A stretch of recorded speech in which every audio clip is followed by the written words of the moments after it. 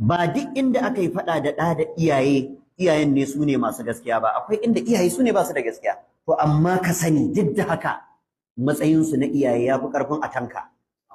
Duk wani abu da za su zo maka da shi wanda zai saba wa zuciyarka, ya saba wa ra'ayinka, in dai bai saba wa addini ba, ka bi su sai ka ga haske a cikinsu, akwai albarka.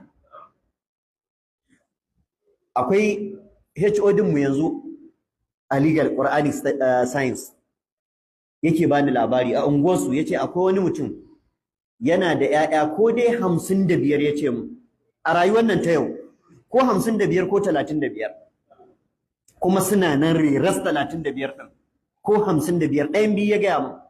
Har yanzu na san ya ji wannan labarin zai tuna shi ya gaya mun shi wata rana muna office. Yace amma ka san malam a ƴaƴan nan 55 ko 35 duk suna cikin birnin Kano. Yace amma babu ko mai shan taba. Yace wallahi a cikin su ba wanda zaka zo ya ganka da ubansa ya mika maka hannu saboda ladabi.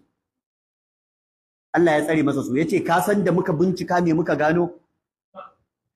Nace a'a. Yace biyayya yake wa mahaifiyarsa ta ƙarshe. Yace dan kasuwa ne, a kwari yake. Amma kullun da safe kafin ya fita kasuwa za a dafa abincin mahaifiyarsa daga gidansa ya tafi ya je ya kai mata.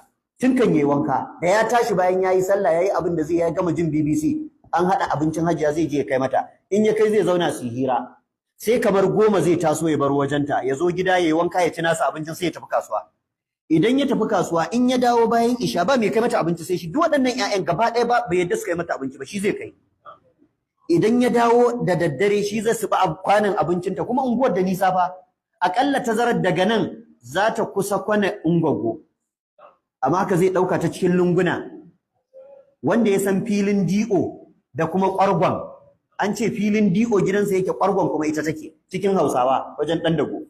To haka zai ɗauki abincinta na dare je ya kai mata. In ya kai mata abincin ta ci, kuma sannan su hira, sannan ya ɗauko ya dawo gidansa. Kakanmu Malam Abubakar Gumi yana daga cikin abin da mutane suke faɗa nasa, wanda naji wannan a kaset ɗin Malam Abba Aji yana faɗa. Kafin Malam Abba Aji ya faɗa, naji labarin a gari, ba zan iya tuna waye ya faɗa ba. Duk matsayin da Malam Abubakar Gumi ya kai,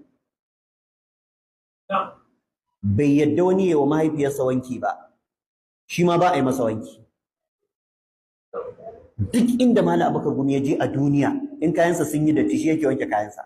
Kuma na mahaifiyarsa, kuma Allah ya mata tsawon rai har ya girma ya ja rai, haka shi yake zuwa ya wanke kayanta. To aƙalla ko da ba za ka wanke mata ba, biya mata kuɗin wanki. In ba za ka yi mata shara ba, saman mata masu sharar. In ba za ka yi mata